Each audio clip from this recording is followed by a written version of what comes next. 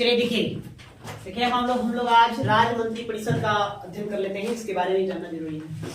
मंत्री परिषद के बारे में तो बताए थे नहीं, पिछले क्लास में हमने देखा राज्य विधानमंडल की शक्तियां, तो हम मंत्री परिषद की चर्चा किए थे पिछले क्लास में। मंत्री परिषद को देखा, यहाँ पार्टिकुलर हम आज मंत्री परिषद को देख लेंगे। राज्य का मंत्री परिषद क्या होता है नहीं, हमने आप लोगों को बताया था आर्टिकल 163 अनुच्छेद 163 बताए थे जी कि इसी में राज्य के मंत्री परिषद का उल्लेख है नहीं। तो सिंपल सी बात आप जान लो, मतलब मंत्री परिषद होता है। देखिए, चुनाव हम करवाएंगे विधानसभा का चुनाव करवाएंगे। विधानसभा का जैसे ही चुनाव होगा उसके बाद क्या बनेगी, सरकार का गठन होगा।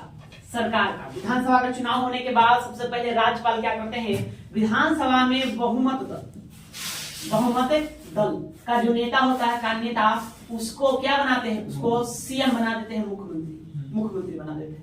तो मुख्यमंत्री का यहाँ गठन हो जाता है। जैसे ही मुख्यमंत्री गठन होगा तो मुख्यमंत्री के सलाह पर ही अन्य मंत्रियों का गठन किया जाएगा। किसका, मंत्रियों का गठन, मंत्रियों का नियुक्ति किया जाएगा। नियुक्ति किया जाएगा। यही जो मंत्री का नियुक्ति होगा इसी को हम क्या कहेंगे, मंत्रिमंडल कहते हैं। इसको कहते हैं मंत्रिमंडल कह देते हैं। इसको मंत्री परिषद ना कहेंगे, क्या कहेंगे, मंत्रिमंडल कहेंगे। अब इस जो भी मंत्री नियुक्त हुए हैं उन मंत्रियों के कार्यों में सहायता प्रदान करने के लिए अन्य मंत्रियों की नियुक्ति होती है। जैसे कि राज्य मंत्री का नियुक्ति होगा, उप मंत्री का नियुक्ति होता। तो राज्य मंत्री या उप मंत्री यदि सबको हम मिला दें तो वही जाकर क्या बनता है, मंत्री परिषद बन जाता है। क्या बन जाता है, मंत्री परिषद बन जाता है। और यही मंत्री परिषद के सलाह पर कौन काम करेंगे, इसी के सलाह पर राज्यपाल महोदय कार्य करेंगे। राज्यपाल काम करेंगे, यह राज्यपाल। इसी के बारे में आज हमको अध्ययन कर लेना है, मंत्री परिषद के बारे में कि कैसे कैसे क्या किस तरह से कार्य करता है। क्या यूं हम कहें कि किसी राज्य में सरकार जो मूलतः जो चलाता है, जो भी सरकार के संचालन से संबंधित जो भी निर्णय लेता है, वो सारा निर्णय कौन लेगा, मंत्री परिषद लेगा। मंत्री परिषद ही मुख्य रूप से सरकार होती है, ठीक है, जिसका मुखिया कौन होगा, मुख्यमंत्री होगा। राज्य में उसका मुखिया मुख्यमंत्री होगा और केंद्र में उसका मुखिया प्रधानमंत्री होगा। इसी आधार पर चलता है। तो सबसे पहले कि मंत्री परिषद का उल्लेख कहां, तो अनुच्छेद 163 आर्टिकल 163 यहाँ पढ़ेंगे। यहाँ लिखा हुआ है कि प्रत्येक राज्यों के लिए एक एक मंत्री परिषद का गठन किया जाएगा, ठीक है, यहाँ लिखा हुआ। उसके बाद अनुच्छेद 164 देखेंगे, 164 अनुच्छेद 164 में यहाँ पर क्या उल्लेख किया गया है, यहाँ उल्लेखित है कि राज्यपाल उस मंत्री परिषद के सलाह पर क्या करेंगे, कार्य करेंगे, या राज्यपाल के कार्यों में सहायता प्रदान करने हेतु हम किसका नियुक्ति करेंगे, मंत्री परिषद का गठन करेंगे। इसका उल्लेख यहाँ किया गया। तो इसी को लिखेंगे, लिखते चलेंगे, बात को समझते चलेंगे, ठीक है। तो चलिए हेडिंग दिए राज्य मंत्री परिषद, अब नीचे लाइन बाय लाइन लिखेंगे, वन लाइन देखो। संविधान के अनुच्छेद 163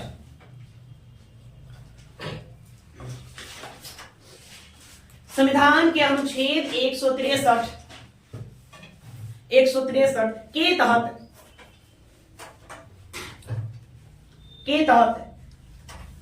राज्य मंत्री परिषद का उपबंध किया गया है। राज्य मंत्री परिषद का उपबंध किया गया है, उपबंध किया गया है, उपबंध किया गया है। उपबंध मतलब कि उल्लेख किया गया, वहीं पर उल्लेखित है।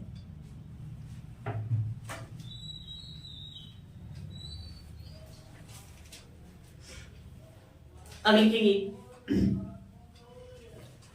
आगे, अनुच्छेद 163 के अनुसार, अनुच्छेद 163 के अनुसार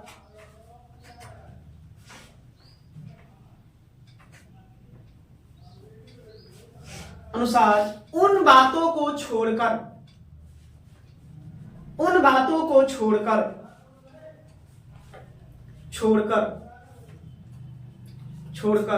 जिनमें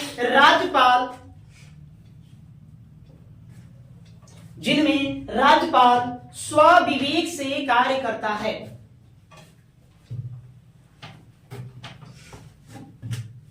जिनमें राज्यपाल स्वविवेक से कार्य करता है,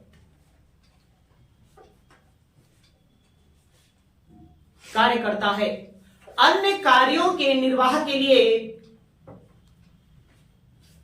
अन्य कार्यों के निर्वाह के लिए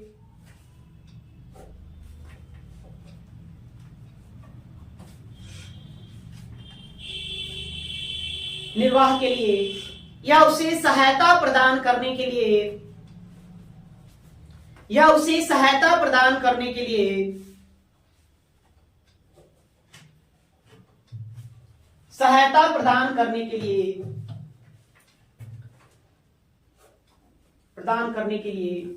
एक मंत्री परिषद होगा। एक मंत्री परिषद होगा।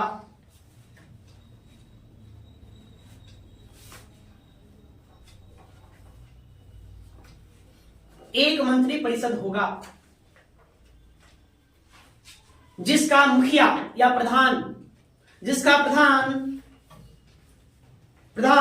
मुख्यमंत्री होगा।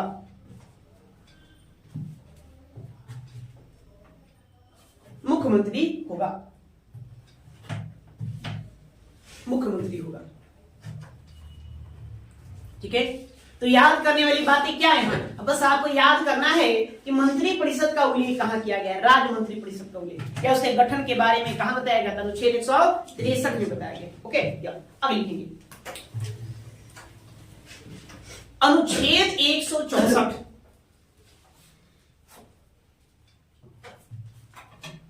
अनुच्छेद 164 में स्पष्ट वर्णित है कि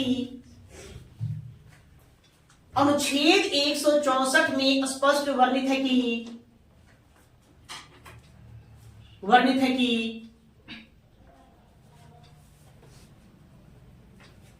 राज्यपाल मुख्यमंत्री की नियुक्ति करेगा। राज्यपाल मुख्यमंत्री की नियुक्ति करेगा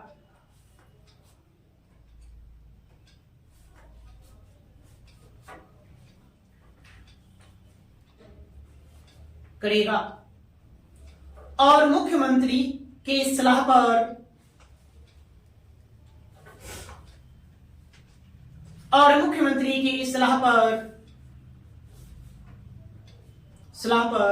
अन्य मंत्रियों की नियुक्ति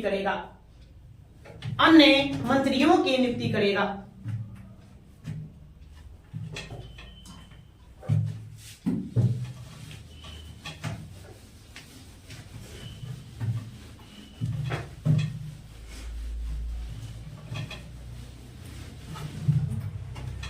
ठीक है, चलो ये हम बात समझेंगे। अब ये मंत्री परिषद, ये जो मंत्री परिषद है, मंत्री परिषद में अधिकतम सदस्य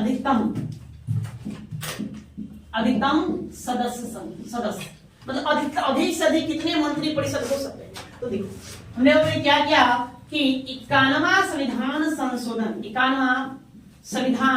संशोधन अधिनियम लाया गया था। अधिनियम कब? 2003 में यहाँ पर लाया गया। इसके तहत यह प्रावधान किए गए हैं कि किसी भी राज्य के मंत्री परिषद में, है ना, कुल विधानसभा सीटों का अधिकतम 15% होगा। कितना होगा? 15%। उससे ज्यादा हम मंत्री नहीं रखेंगे। तो बिहार में 243 है, तो 243 का 15% निकाल देंगे। जो संख्या आएगी वही संख्या क्या होगा? मंत्रियों की होगा।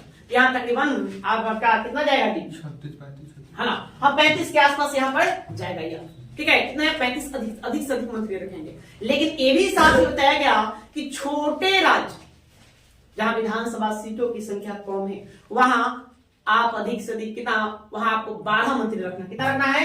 12। वहां कम से कम 12 रखिए। ठीक है, वहां कितना रखेंगे?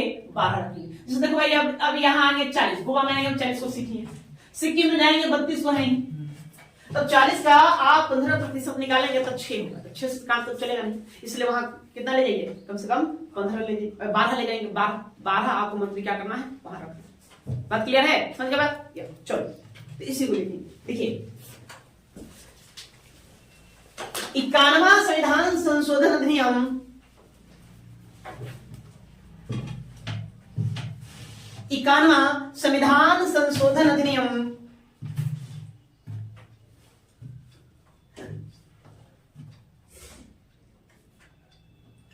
51वां संविधान संशोधन अधिनियम 2003 के तहत 2003 के तहत तब यह प्रावधान लाया गया कि यह प्रावधान लाया गया कि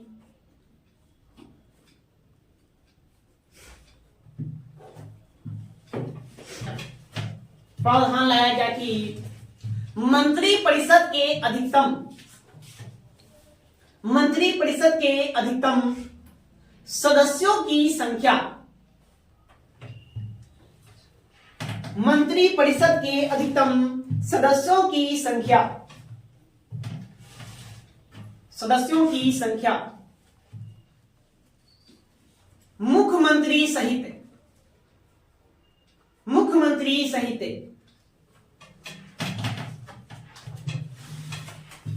विधानसभा सदस्य का 15% होगा।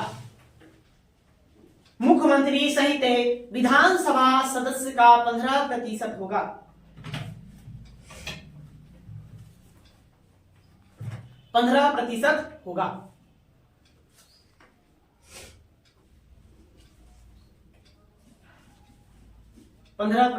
होगा।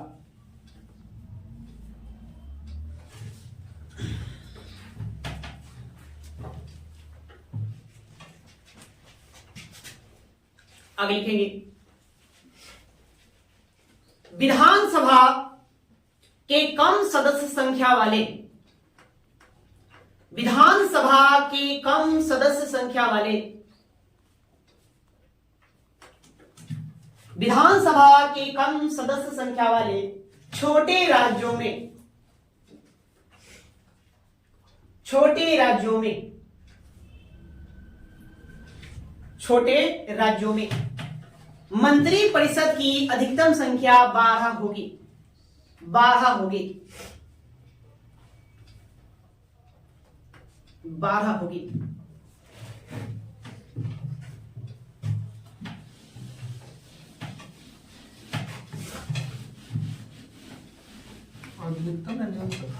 अधिक से अधिक न्यूनतम में क्या कम रख सकते हैं। इसमें क्या होता है, जनरली विभाग हम क्या करेंगे, विभाग मंत्री जो है, मंत्री महोदय, तो मंत्रियों को हम क्या आवंटन करेंगे, विभाग आवंटन करेंगे। विभाग तो सबसे पहले विभाग अपना सीएम लेता है, सीएम रखता है। मुख्यमंत्री जो होगा अपना जितना विभाग होगा वो अपना पास रखेगा, उसको इच्छा अनुसार, है ना। उसके बाद जो बच गया विभाग अन्य मंत्रियों को देगा। ये सब निर्भर करता है मंत्री को मुख्यमंत्री तय करेगा किसको कौन सा विभाग देना। ठीक है, अब ये भी तो होता है ना, मतलब कि भाई, है ना, वित्त विभाग हमको चाहिए, गृह विभाग हमको चाहिए, स्वास्थ्य विभाग हमको चाहिए, है ना। लोग आपस में झगड़ना भी शुरू कर देते हैं। तो व्यवहारिक बातें हैं, उसको रहने देंगे। लेकिन आपको याद ये रखना है कि किसी भी राज्य में मंत्री परिषद की अधिकतम संख्या कितनी होगी, उस राज्य के विधानसभा में जो भी सदस्य हैं उसका हम 15% रखेंगे। लेकिन जो छोटा मोटा राज्य है तो वहां आप अधिक से अधिक कितना ले जाएंगे, 12 ले जाएंगे। कम से कम नहीं, कम से कम आप कम में भी काम चला सकते हैं, ऐसा बात नहीं। एक ही मंत्री को कई विभाग भी दे सकते हैं, कई विभागों को प्रभार देंगे। जैसे भी देखिए माननीय मुख्यमंत्री जी हमारे यहाँ ना, वो खुद क्या है, मुख्यमंत्री तो है ही एक, साथ में गृह मंत्रालय उनके पास है, पेंशन मंत्रालय भी उनके पास है, कार्य ऊर्जा मंत्रालय भी उनके पास है, मतलब कई सारे मंत्रालय खुद रखे हुए हैं। ठीक है, या तो एक मंत्री कई मंत्रालय रखता है, उसमें दो मत की बात नहीं। तो आप दे सकते हैं, कर सकते हैं। लेकिन अधिकतम आप छोटे राज्य में कितना ले जाएंगे, 12 ले जाएंगे। आप बड़े राज्य में कितना, तो बड़े राज्य में आप कुल विधानसभा सदस्यों का कितना लेंगे, 15%। अब जैसे कि अब चलेंगे कहा हम, अब सिक्किम में 32 को सीट ही है ना, तो उनमें से 20 को क्या करो, मंत्री बना दोगे जी। चाहो तो सभी को मंत्री बना सकते हैं। कई सारे विभाग होते हैं, बहुत सारे विभाग है, विभाग तोड़कर हम कई को मंत्री बना सकते हैं। समझ गए या, ठीक है, ये तो उसको आपको ध्यान रखना। अच्छा, अब तो ये है कि मंत्री परिषद में शामिल कौन होगा, सवाल ये भी उठता है कि कौन मंत्री बनेगा, तो जो जीता है, तो सिंपल सी बात है। देखिए, तो राज्य विधानमंडल में होगा, विधानमंडल, तो विधानमंडल के सदस्य इसमें दो हैं। एक कौन है, विधानसभा, जिसको हम कहते हैं एमएलए, और ये क्या है आपका, विधान परिषद, ठीक है, जिसको कहते हैं एमएलसी, है ना, मेंबर ऑफ लेजिस्लेटिव असेंबली और मेंबर ऑफ लेजिस्लेटिव काउंसिल। ठीक है, ये दोनों होता है। तो जो भी जीत करके इन दोनों में जाएगा वो क्या करेगा, मंत्री परिषद में शामिल होगा। लेकिन यदि मुख्यमंत्री की इच्छा है तो किसी अन्य व्यक्ति को भी मंत्री परिषद में शामिल कर सकते हैं जो जीता हुआ ना उम्मीदवार। ये ऐसे कैसे होगा, हमें क्या वहां शामिल कर दिया जाएगा? बिल्कुल, हमें आपको किसी को भी मुख्यमंत्री चाहेंगे तो मंत्री परिषद में शामिल कर देंगे, लेकिन शर्त वहां यह है कि उस व्यक्ति को 6 माह के अंदर, कितने 6 माह के अंदर किसी न किसी सदन का सदस्यता लेना जरूरी है। आप यहाँ सदस्यता लेंगे या फिर यहाँ, बस सब यहाँ खाली में आप देखे होंगे वर्ष 2020 या 21 में, नहीं, पश्चिम बंगाल का चुनाव हुआ था, वेस्ट बंगाल का चुनाव हुआ, वेस्ट बंगाल का चुनाव हुआ, ठीक है। वहां पर है 296 शायद सीटें हैं, उसमें है ना तृणमूल कांग्रेस की सरकार बनी, तृणमूल कांग्रेस की सरकार बनी। लेकिन इस पार्टी की जो मुखिया थी, प्रमुख है ना, ममता बनर्जी, यही चुनाव हार गई। अब तो विधानसभा का वहां सदस्य तो है नहीं, वहां सिर्फ विधानसभा या विधान परिषद है नहीं। चुनाव हारने के बाद भी इनको मुख्यमंत्री बना दिया, तो मुख्यमंत्री पद का शपथ लिया, ठीक है, मुख्यमंत्री बने भी, तो फिर ये कैसे हो गया? तो शर्त यही है कि मंत्री परिषद में शामिल होने के लिए आपको दोनों में से किसी एक सदन का मेंबर होना जरूरी, ठीक है। और जिस राज्य में एक ही हो विधानसभा, या तो विधानसभा का मेंबर होंगे, जिस राज्य में दोनों हो तो दोनों में से किसी एक का क्या होंगे? मेंबर बनेंगे। लेकिन यदि मुख्यमंत्री चाहे तो किसी भी व्यक्ति को मंत्री परिषद में शामिल कर लिया जा सकता है, चुनाव से संबंधित हो या ना हो, मतलब चुनाव जीता हुआ हो या ना हो, लेकिन 6 माह के अंदर, कितना 6 मंथ, विदिन 6 मंथ, 6 महीने के भीतर उसको किसी न किसी सदन की सदस्यता लेना अनिवार्य होता है। बस क्या अनिवार्य। अगर आप 6 महीने के अंदर चुनाव में भाग लेकर के आप किसी भी सदस्य का मेंबर नहीं बनते हैं, तो फिर आपकी सदस्यता क्या कर दी जाएगी? रद्द कर, मतलब आपको मंत्री परिषद से बर्खास्त कर दिया जाएगा और फिर दोबारा मंत्री नहीं बनाएंगे। जैसे कि अभी तो होगा कि चलो भाई, मान लेते सपोज दैट हम जो है हम चुनाव नहीं लड़े, हम मुख्यमंत्री जी को पसंद हम हैं, तो हमें क्या करेंगे? मंत्री बना देंगे, तो मंत्री बनेंगे, 6 महीना तक मंत्री रहेंगे। लेकिन 6 महीने के अंदर हमको कहीं ना कहीं से क्या करना है? चुनाव जीतना है, चुनाव लड़ना है, चुनाव जीतना है, इसका हमको मेंबर बन जाना है। अगर मान लो 9 बन पाए तो 6 महीना बाद हम क्या हो जाएंगे? बर्खास्त कर दिए जाएंगे, ठीक है, सस्पेंड कर दिया जाएंगे। तो हो सकता है तो फिर दोबारा कहीं भाई चलो तुम दोबारा आ जाओ, फिर दोबारा तुमको मंत्री बना देता, फिर 6 महीना रहो। नहीं, ऐसा नहीं है। आपको एक मौका मिलेगा, 1 चांस, ज्यादा नहीं, ठीक है, कितना 1 चांस, एक ही मौका है। एक मौका के अंदर आपको कहीं ना कहीं से क्या करना है? सदस्यता लेना है। तो वही हुआ ममता बनर्जी, इन्हीं के पार्टी के एक सदस्य ने एक जगह से इस्तीफा दे दिया, वहां का सीट खाली हो गया, फिर से वहां उपचुनाव करवाएंगे। चुनाव के बाद ममता बनर्जी जीती और मुख्यमंत्री के पद पर कायम है। इससे पहले आप देखें वर्ष 2019 के चुनाव में अरुण जेटली, जो भारत के वित्त मंत्री बने थे, अरुण जेटली, ये भी चुनाव हार गए थे। ये भी क्या हुए थे? चुनाव हार गए थे। लेकिन उनको हमने फाइनेंस मिनिस्टर बना दिया, वित्त मंत्री बना दिया। अब क्या हुआ? उनको राज्यसभा से सदस्यता दिला दी गई, राज्यसभा से जीत गए। नहीं, जब पीवी नरसिम्हा राव की सरकार बनी थी 1991 में, तो उसमें उन्होंने क्या किया था? डॉक्टर मनमोहन सिंह को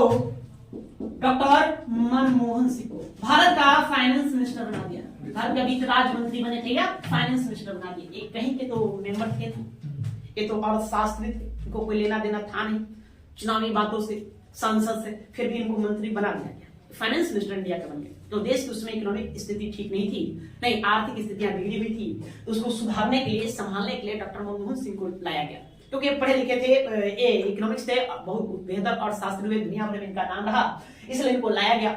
लाने के बाद इनको असम से क्या करवा दिया गया? राज्यसभा की सदस्यता दिला दी गई और संसद को मंत्री बन गया। कोई दिक्कत वाली बात नहीं, सदस्य बन गए, तो समझ गए। तो मंत्री, सवाल ये है कि मंत्री परिषद में शामिल होने के लिए योग्यता क्या होगा? योग्यता बस ये है कि आपको उस राज्य विधानमंडल में दोनों सदन है, तो दोनों में से किसी एक सदन का क्या होना चाहिए? मेंबर होना चाहिए। अगर मेंबर नहीं है तो फिर भी हम बनेंगे, लेकिन 6 महीने के भीतर किसी न किसी सदन का हमको सदस्यता लेना अनिवार्य है। नहीं लेंगे तो फिर हमको क्या कर दिया जाएगा? बर्खास्त कर दिया जाएगा और फिर दोबारा आपको नहीं बनाया, है ना। अब दोबारा कब बनेंगे? जब अगला सत्र आएगा, मतलब कार्यकाल विधानसभा का समाप्त हो गया, और अगली बार जब आएगा तो फिर हम वहां जाकर के फिर से हम बन सकते हैं, ठीक है। तो ये प्रक्रिया यहाँ चलती है ना, इसमें 2 मत की बात नहीं, 2 राय नहीं, है ना। हमारे इस राज्य के बिहार में जो मुख्यमंत्री हैं नीतीश कुमार, वो कहां से चुनाव लड़ते हैं? विधानसभा चुनाव कहां से लड़ते हैं? कहीं से चुनाव नहीं लड़ते हैं। वो क्या करते हैं?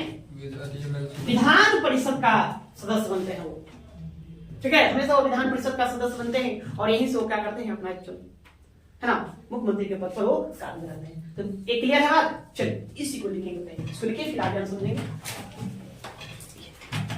मंत्री परिषद का सदस्य बनने के लिए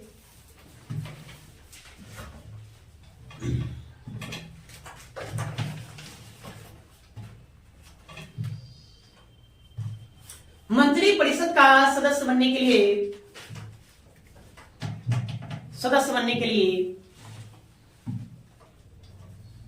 आवश्यक है कि वे मंत्री परिषद का सदस्य बनने के लिए आवश्यक है कि वे किसी भी सदन का सदस्य हो।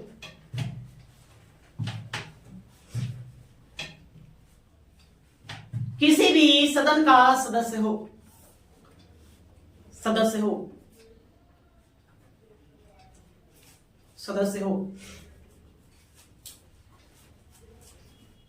लेकिन मुख्यमंत्री चाहे तो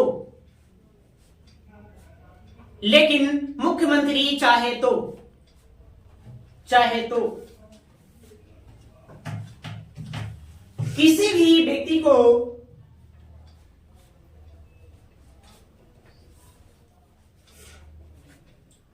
व्यक्ति को मंत्री परिषद में शामिल कर सकता है। किसी भी व्यक्ति को मंत्री परिषद में शामिल कर सकता है।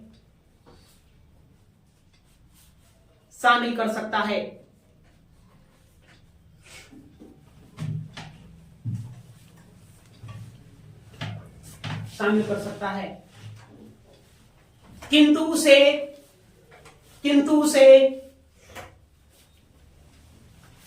6 माह के भीतर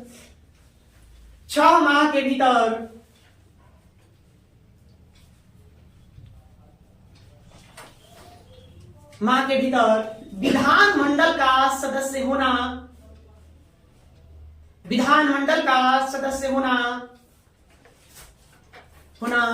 आवश्यक है।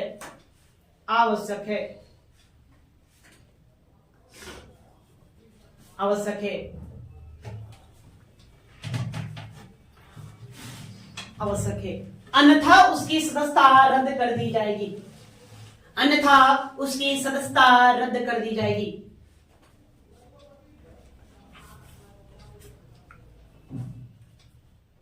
सदस्यता रद्द कर दी जाएगी।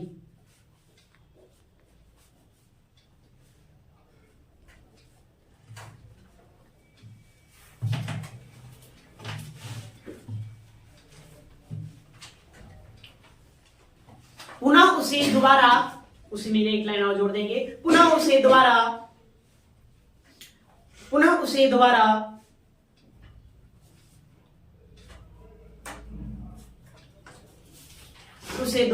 मंत्री नहीं बनाया जा सकता।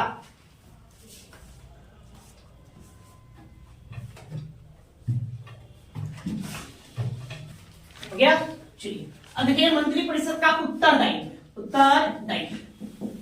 यहां से आपको प्रश्न पूछेगा दो तरह कि मंत्री परिषद एक प्रश्न पूछेगा कि व्यक्तिगत रूप से किसके प्रति उत्तरदायी होता है, और एक पूछेगा आपको कि सामूहिक रूप से किसके प्रति उत्तरदायी होता है। सामूहिक रूप से नहीं, अगर व्यक्तिगत रूप से पूछे कि मंत्री परिषद व्यक्तिगत रूप से किसके प्रति उत्तरदायी होता है तो बताइए ना, मंत्री परिषद की नियुक्ति कौन करता है? राज्यपाल करता है। शपथ कौन दिलाता है? राज्यपाल दिलाता है। इसलिए व्यक्तिगत रूप से पर्सनली या राज्यपाल के प्रति उत्तरदायी होंगे। लेकिन यही हम सामूहिक रूप से बात करें, सामूहिक रूप से, तो सामूहिक रूप से यह विधानसभा के प्रति उत्तरदायी होता है। कहां? विधानसभा के प्रति उत्तरदायी होता है। जनता का सदन कौन है? विधानसभा। आम जनता, हम लोग है ना, विधानसभा जो मेंबर होते हैं वो जनता के द्वारा प्रत्यक्ष रूप से चुने जाते हैं। इसीलिए मंत्री परिषद सामूहिक रूप से विधानसभा के प्रति उत्तरदायी होता है, लेकिन व्यक्तिगत रूप से किसके? राज्यपाल के प्रति उत्तरदायी होता है। अब देखो इसे मंत्री परिषद जो है ना, मंत्री परिषद में कोई एक मंत्री जो है एक विधेयक लेकर आता है। क्या लेकर आता है? विधेयक मतलब बिल या प्रस्ताव, ये लेकर आता है।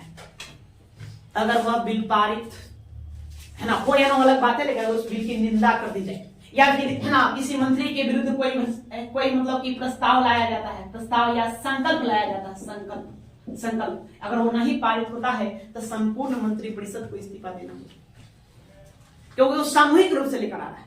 तो है ना, अगर वो नहीं पारित होता है तो संपूर्ण मंत्रिपरिषद को इस्तीफा देना होगा। मतलब 100 एक साथ जुड़े हुए हैं, नहीं कहने मतलब हम हैं तो तुम हो तो हम हैं, पसंद क्या है नहीं। व्यक्तिगत रूप से देखिए तो मंत्रिपरिषद ऐसे चलता है। अगर एक मंत्रिपरिषद के ऊपर कोई आरोप लगता है, अगर देखो अगर कोई व्यक्तिगत आरोप लगे पर्सनली, तो पर्सनली अगर उसके ऊपर आरोप लगता है तो उसमें पूरा सामूहिक रूप से पूरा का पूरा मंत्रिपरिषद उत्तरदायी नहीं है, ठीक है। नहीं कोई बिल हो, विधेयक हो, कोई संकल्प हो, कोई उस तरह की बातें हो, है ना, अगर वहां पर उसके ऊपर आरोप लगता है तो फिर मतलब समस्त मंत्रिपरिषद को रिजाइन मारना होगा, इस्तीफा देना होगा। मतलब वहां पर सरकार क्या हो जाती है, गिर जाती है। क्योंकि मंत्रिपरिषद ही मेन चेहरा होता है सरकार का, वही मतलब क्या करता है, सरकार को चलाता है। तो पहले दो बातें लिखिए, उसके बाद फिर हम आगे चलेंगे। देखिए मंत्रिपरिषद व्यक्तिगत रूप से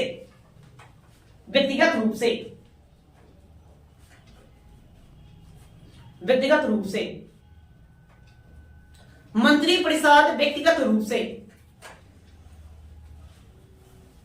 व्यक्तिगत रूप से राज्यपाल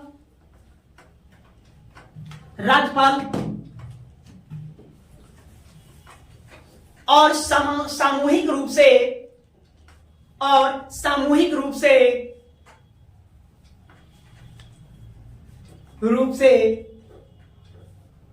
विधानसभा के प्रति उत्तरदायी होता है।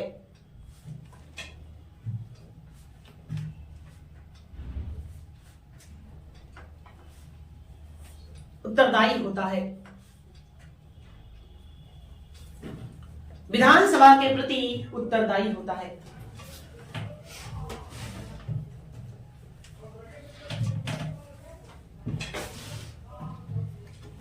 आगे के मुख्यमंत्री सहित मंत्रिपरिषद को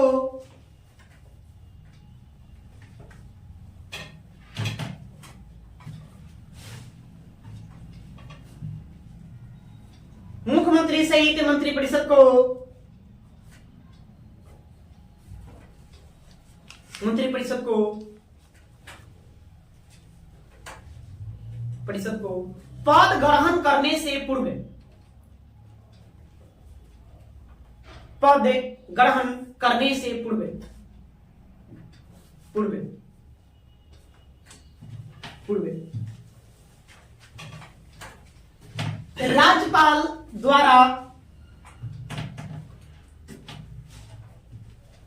राज्यपाल द्वारा शपथ दिलाई जाती है।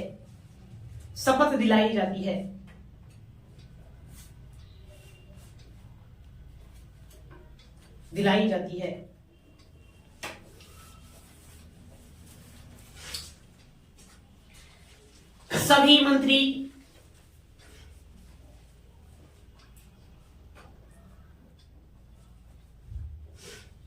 मंत्री पद एवं गोपनीयता का शपथ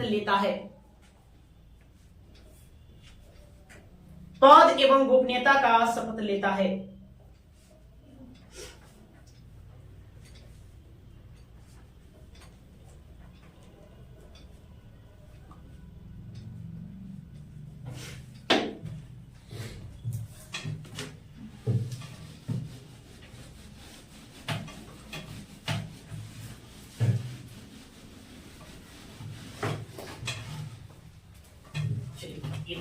अब ये मंत्रियों की श्रेणी,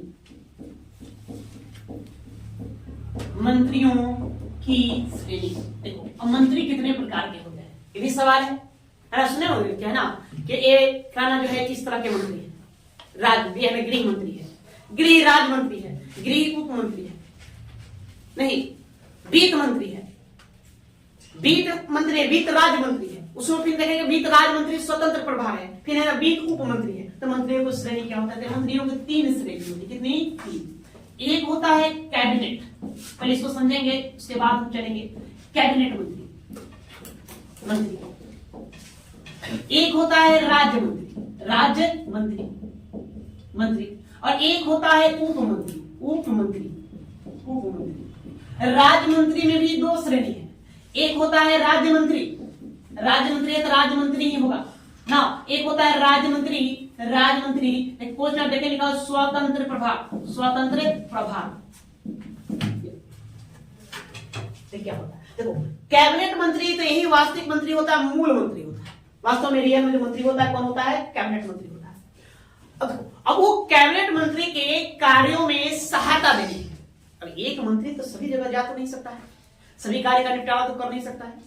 पता चला एक ही वक्त पर एक मंत्री को कई जगह उपस्थिति दर्ज कराना हो, है ना, जाना अनिवार्यता होगी, तो वैसी स्थिति में हम क्या करेंगे, कैबिनेट मंत्री के कार्य में सहायता करने कौन होंगे, राज्य मंत्री होंगे। अब राज्य मंत्री में एक दो तरह का, एक होता है स्वतंत्र प्रभार, मतलब उसको पूरा फ्रीडम है, फ्री है, उस प्रकार के विभाग को आराम से देख सकता है, इसलिए देख सकता है, कोई दिक्कत वाली बात नहीं है। एक राज्य मंत्री उसके पास स्वतंत्र प्रभार नहीं है, वो कैबिनेट मंत्री के अधीन ही रहेगा, उसके नीचे रहेगा, सहायक के रूप में रहेगा। किस रूप में रहेगा, सहायक के रूप में। तो मेन मंत्री कौन होता है, कैबिनेट मंत्री होता है, और राज्य मंत्री क्या होगा, तो कैबिनेट मंत्री का सहायक होता है। इसमें इसके भी दो कैटेगरी होते हैं, एक राज्य मंत्री जो बिल्कुल खाली सिर्फ सहायक होगा, एक होता है राज्य मंत्री लेकिन स्वतंत्र प्रभार, उस सहायक तो है लेकिन सहायक से बढ़कर उसको और भी स्वतंत्रता दी गई है, प्रदान की गई है, तो ये होता है एक कैटेगरी। अब देखिए, ठीक है, जैसे गिरिराज सिंह पहले थे, क्या थे, है ना, गृह राज्य मंत्री थे। अभी नित्यानंद जो है बिहार में, वो गृह राज्य, ऐसे गृह मंत्री कौन है हमारे देश में, है ना, अमित शाह है, लेकिन गृह राज्य मंत्री कौन है, नित्यानंद नहीं है वो। तो इस तरह से मंत्री अपना चलता है। उसका एक होता है उप मंत्री, ये उप मंत्री किसका भाई, तो कैबिनेट मंत्री का ही सहायक मंत्री होता है। कैबिनेट मंत्री काम कर सकते हैं दो सहायक, एक राज्य मंत्री जो है वो अपना सहायक के तौर पर काम करेगा, अगर लेकिन उसको हम स्वतंत्र प्रभार दे दिए हैं तो फिर उसका सहायक के तौर पर कौन काम करेगा, उप मंत्री करेगा।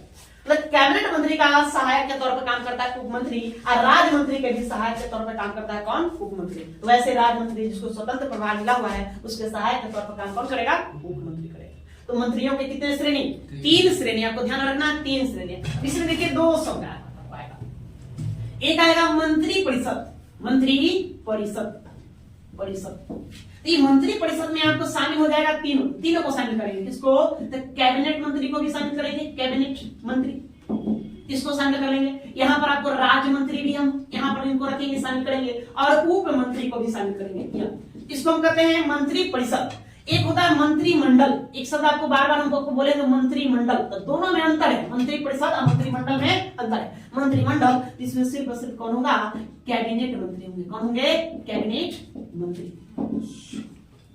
कैबिनेट मंत्री होंगे।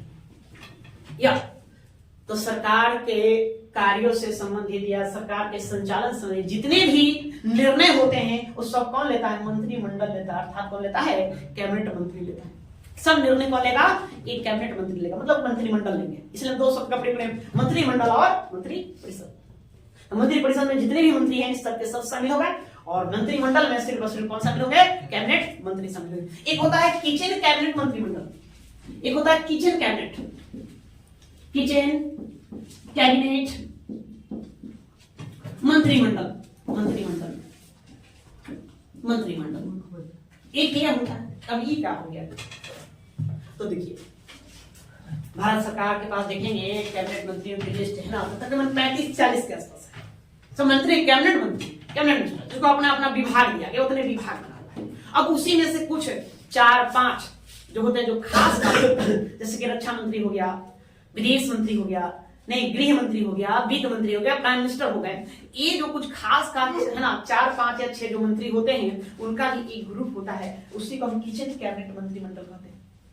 अब ये इमरजेंसी में ये एक्टिव होंगे, मान लो कुछ इमरजेंसी हो गया है ना, बैठक करना बहुत अनिवार्य है। अब बैठक करना अनिवार्य है तो पूरा का पूरा मंत्री परिषद को बुलाना मान संभव नहीं, कौन पता नहीं कौन कहाँ गया हुआ है ना, या फिर मंत्रिमंडल ही है तो जितने कैबिनेट मंत्री है वो भी एक जगह अवेलेबल नहीं है, तो ऐसे स्थिति वही जो 4-5 मेन होंगे उन्हीं को बुला करके हम क्या करेंगे, निर्णय लेंगे। तो ये आपातकालीन स्थितियों में ही एक्टिव होता है, बस ऐसे ये ऑलरेडी बना हुआ रहेगा, सब लोग शामिल रहेंगे। ठीक है, ये संघ लेवल पर होता है, केंद्र लेवल, राज्य लेवल पर भी कई कई राज्यों में बनाई जाती है, लेकिन मूलतः यह संघ लेवल को देखा जाएगा, मतलब केंद्र सरकार की ओर से ये देखा जाएगा। तो मंत्रियों की श्रेणी आप समझ गए, मंत्रियों की श्रेणी कितना, 3, कैबिनेट मंत्री, राज्य मंत्री और उप मंत्री। ठीक है, कैबिनेट मंत्री, राज्य मंत्री, उप मंत्री, इसके समूह को हम क्या कहेंगे, मंत्री परिषद कह देंगे। लेकिन मंत्रिमंडल में किसको हम शामिल करेंगे, सिर्फ और सिर्फ कैबिनेट मंत्री को शामिल करेंगे। ठीक है, राज्य के निर्णय कौन लेता है, कैबिनेट मंत्री लिखा है नहीं, यही आपका मूलतः सरकार है। ये क्या है? मूल रूपेण सरकार, कहते हैं सरकार। तो सरकार कौन शामिल है? ये शामिल है, यही लोग मिलकर अपने निर्णय लेंगे। बाकी तो अन्य सदस्य गण है, और भी अन्य क्या होंगे? सदस्य गण होंगे, है ना, जिनकी भी अपनी अहमियत है, उनके भी बातों को सुना जाता है, लेकिन निर्णय लेने का काम ये मंत्री परिषद करेगा। ठीक है, इतना समझो। तो पहले इसको उतार लो, इसको उतार लो, इसको, ठीक है, और इसको उतार लो, इसे को अभी रहने देंगे।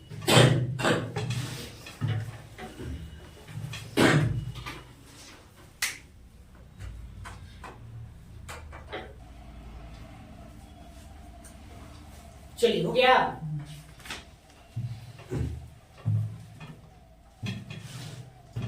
हो गया तो लिखेंगे, लिखने का काम करिए आप लोग, लिखिए। देखिए, कैबिनेट मंत्री प्रथम कोटि के मंत्री होते हैं।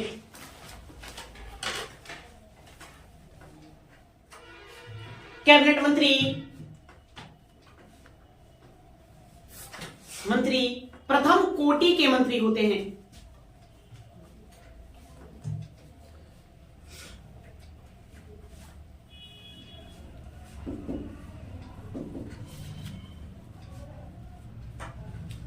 प्रथम कोटि के मंत्री होते हैं।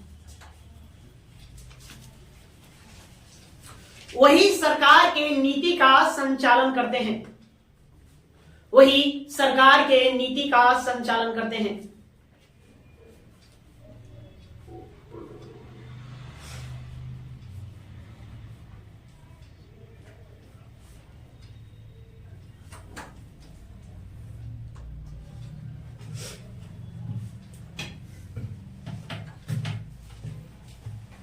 वही सरकार के नीति का संचालन करते हैं। आगे, कैबिनेट मंत्री के बाद राज्य मंत्री आता है। कैबिनेट मंत्री के बाद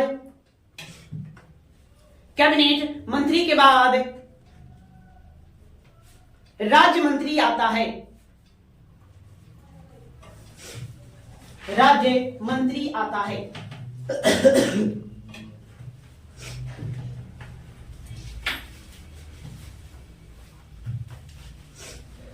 ये मंत्री दो प्रकार के होते हैं। ये मंत्री दो प्रकार के होते हैं।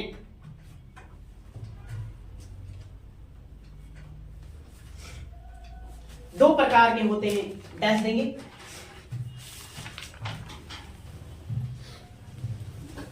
डैश देंगे। कोई मंत्री स्वतंत्र प्रभार संभालता है।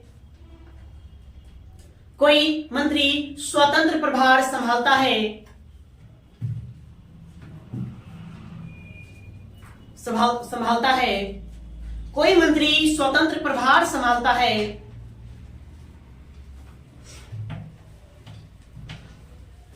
संभालता है। तो कोई मंत्री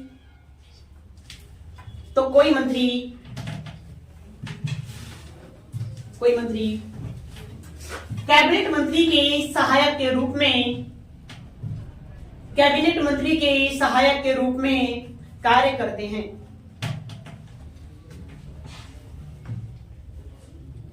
कैबिनेट मंत्री के सहायक के रूप में कार्य करते हैं।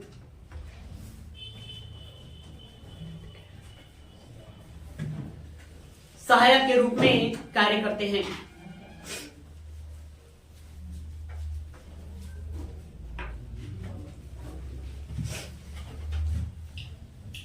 ये राज्य मंत्री क्या मंत्रिमंडल का सदस्य होगा?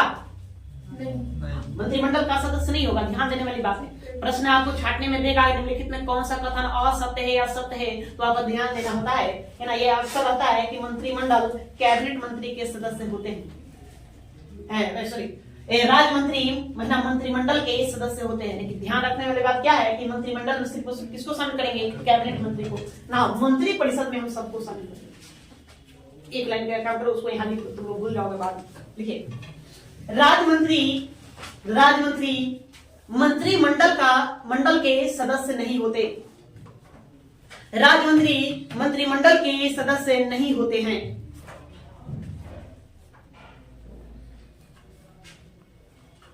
सदस्य नहीं होते हैं।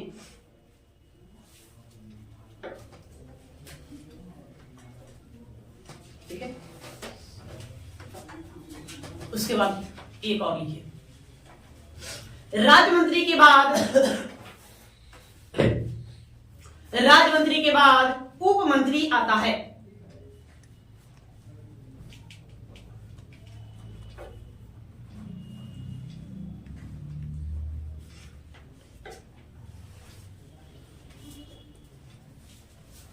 राज्य मंत्री के बाद उप मंत्री आता है।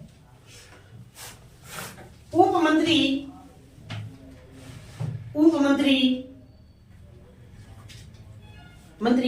किसी कैबिनेट मंत्री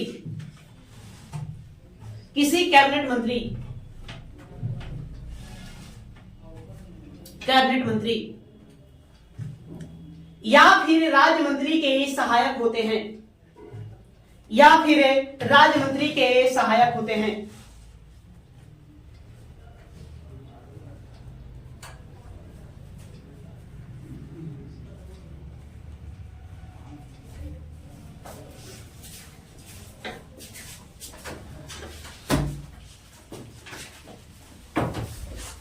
क्लियर है। अब इसका कार्यकाल, क्या कार्यकाल रहेगा, अवधि क्या रहेगी, कितने समय तक चलेगा मंत्रिपरिषद, बताइए कितना समय होना चाहिए।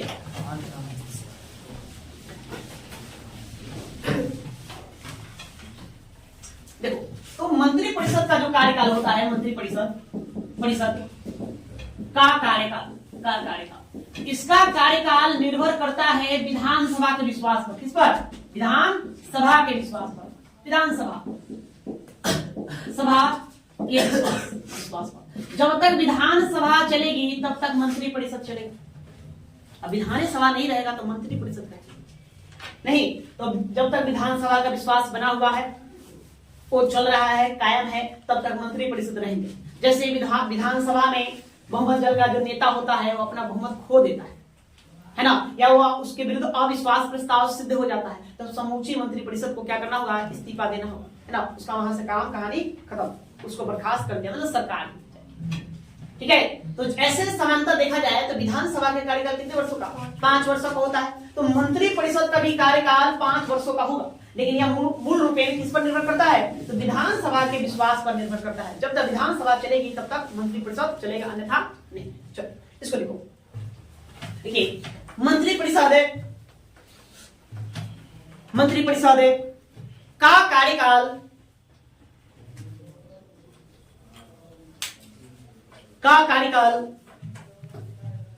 विधानसभा के विश्वास पर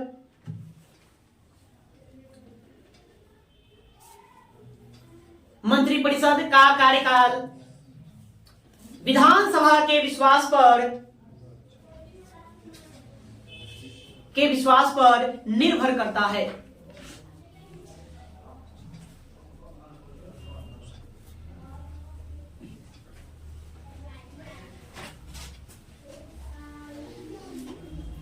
सामान्य तौर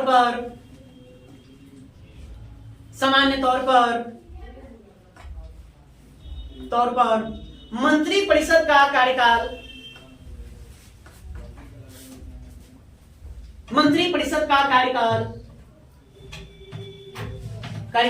विधानसभा जितना अर्थात 5 वर्षों का होता है।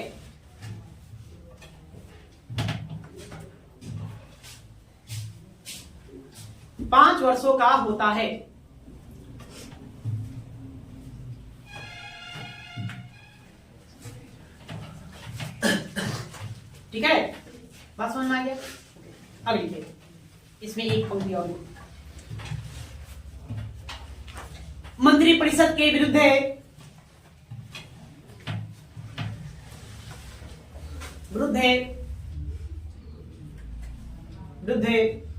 यदि विधानसभा में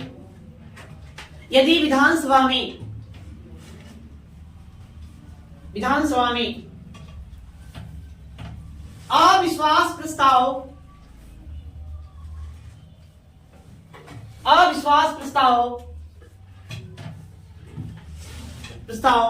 पारित कर दिया जाए या पारित हो जाए, पारित हो जाए तो मुख्यमंत्री सहित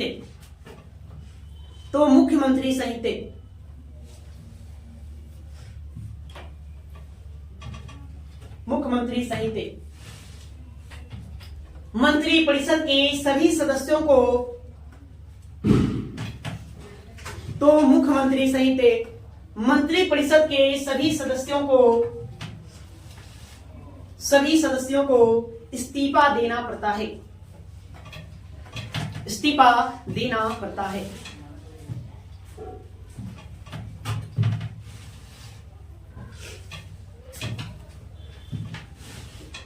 ठीक है, तो मंत्रिपरिषद समझ में आया जी? क्लियर हो गया? तो अब इसको अब यही समाप्त करते हैं। मंत्रिपरिषद की इतनी बातें आपको ध्यान में रखना है। ठीक है, चलो रहने दो।